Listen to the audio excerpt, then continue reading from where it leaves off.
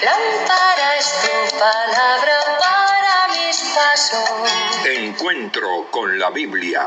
Lámpara es tu palabra para mis pasos. Gusto en saludarlos, mis queridos amigos. En esta ocasión vamos a meditar la confesión de fe en Jesús según el Evangelio de San Marcos. El Evangelio de San Marcos nos presenta dos maneras de confesar a Jesús: la confesión de boca y la confesión de vida. El discípulo es aquel que es capaz de confesar a Jesús con la vida, con el testimonio de vida, con el ejemplo de vida. Y en Marcos en esto hay una particularidad: es confesar a Jesús a través del martirio. ¿Cuál es la confesión entonces de boca que nos presenta el Evangelio según San Marcos?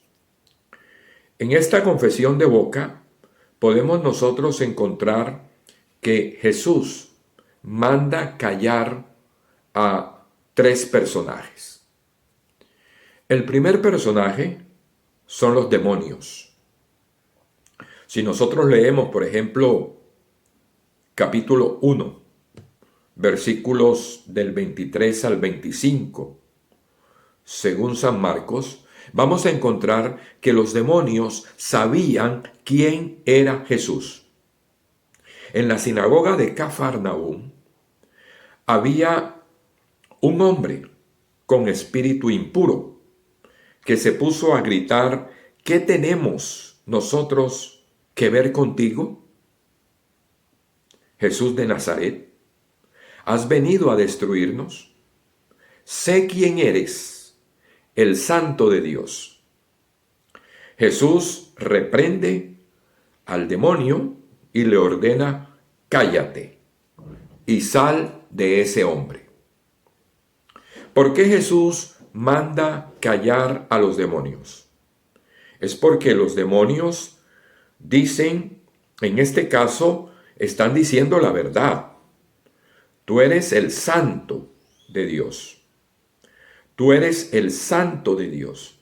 Sé quién eres, el Santo de Dios.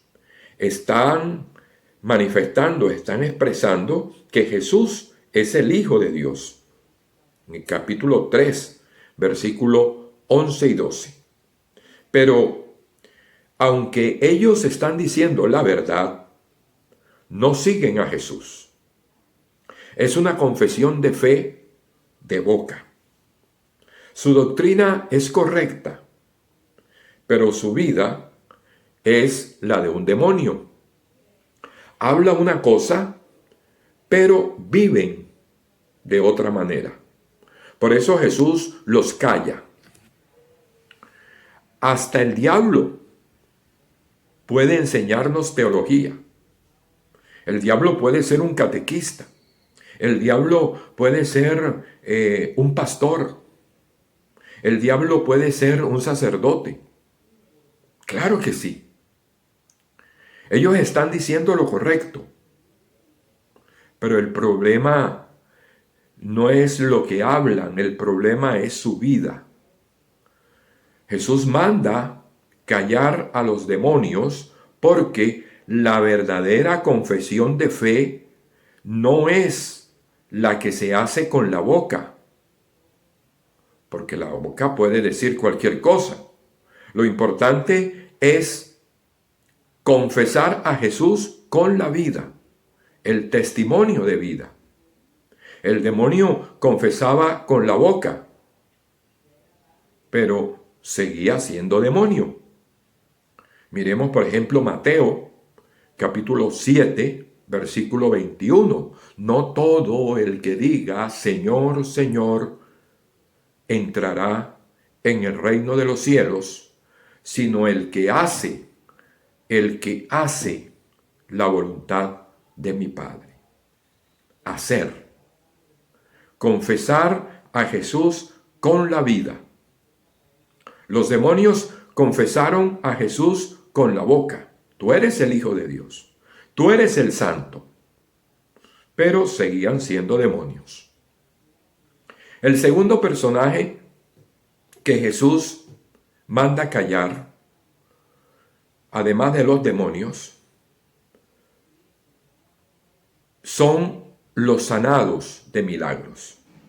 Si nosotros leemos, por ejemplo, Marcos capítulo 1, versículos 40 al 41, Jesús sana a un leproso y ya limpio, cuando Jesús lo despide, le dice, no se lo digas a nadie. ¿Por qué Jesús manda callar al leproso sanado? Pues para Jesús le convenía que el hombre sanado diera testimonio de vida. Este me ha sanado, pero no.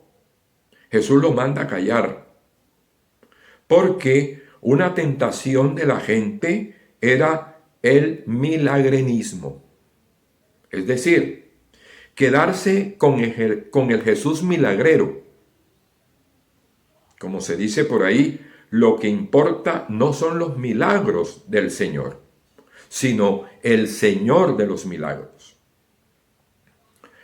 No son importantes los milagros del Señor, sino el Señor de los milagros.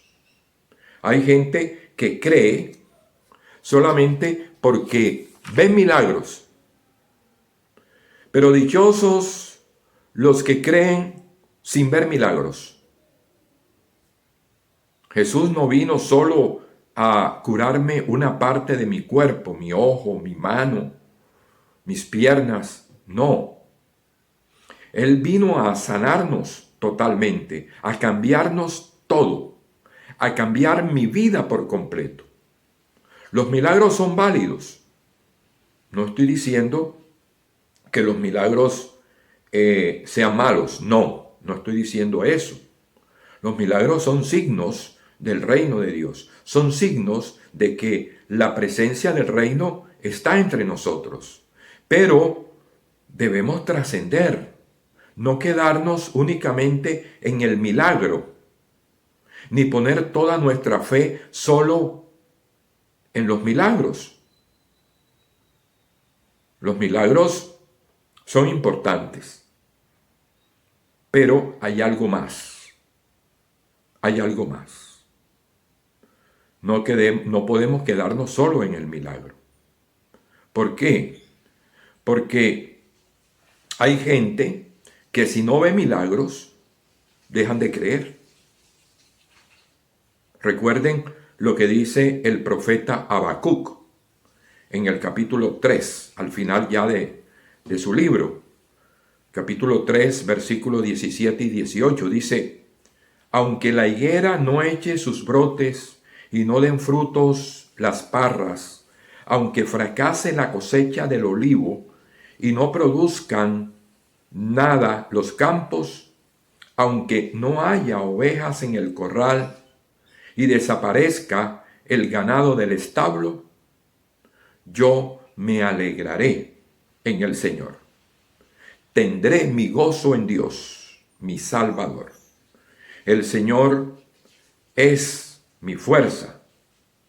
Él da a mis pies la agilidad de la cierva y me hace caminar por las alturas.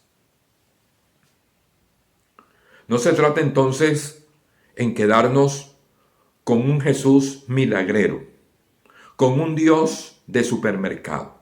Cuando tú vas al supermercado, tú echas en la cesta lo que necesitas. Esto sí, esto no.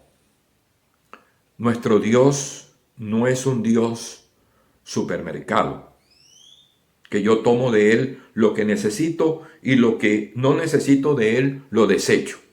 No. Jesús, Dios, nuestro Padre, Jesús nuestro Salvador, vino precisamente a motivarnos a través de su reino a tener fe en su persona. El tercer personaje que nosotros encontramos en el Evangelio de Marcos y que Jesús manda callar son a los discípulos. Marcos 8, 27, 30. Jesús le pregunta a los discípulos, ¿quién dice la gente que es Él? Y ellos contestaron, unos dicen que eres Juan el Bautista, como Herodes, otros dicen que eres Elías, el que ha de venir antes del Mesías, otros que uno de los profetas. Y cuando Pedro le responde, tú eres el Mesías, Jesús lo manda a callar. No hables de él con nadie. No hables de eso con nadie. ¿Por qué Jesús manda a callar a sus discípulos? Porque solo caminando con Jesús hasta la cruz se entiende a Jesús Mesías. Claro, en ese momento ellos entendían a un Mesías guerrero, a un Mesías político, a un Mesías triunfante que lucharía contra el imperio opresor. Así lo hace ver el mismo Marcos cuando Jesús le dice que él como Mesías tenía que sufrir mucho, que sería rechazado y lo matarían. Y Pedro lo llamó aparte, lo reprendió. Eso no te puede pasar a ti. Ese es el concepto que tenía Pedro del Mesías. El Mesías es precisamente Jesús, que tiene que pasar por la cruz. Y eso no lo entendían, no lo terminaban de entender los discípulos. Ellos empezaron a entender cuando a través de la cruz tuvieron la experiencia de la resurrección de Jesús.